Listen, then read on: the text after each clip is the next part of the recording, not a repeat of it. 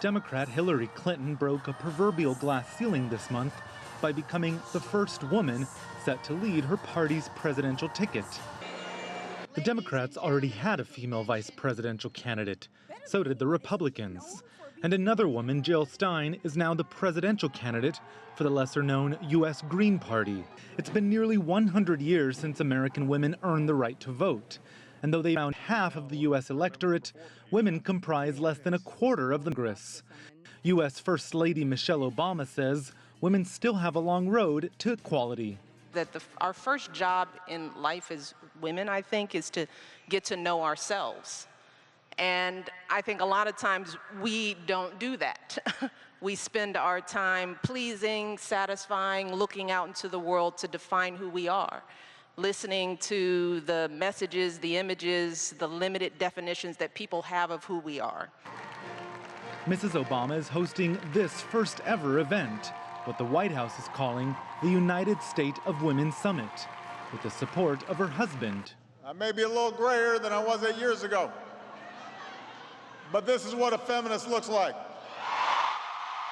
The goal, to narrow the gender gap and to promote gender parity. One of the main issues is equal pay. On average, women in the U.S. still earn 79 cents to a man's dollar for the same work.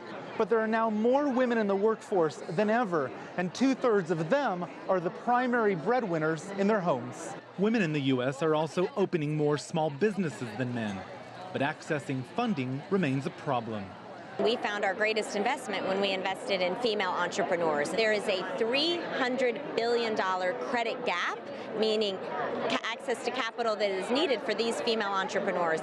And if that gap was met, per capita income would grow by 14% in emerging economies. The girls and women here say the sky's the limit, or rather, spaces.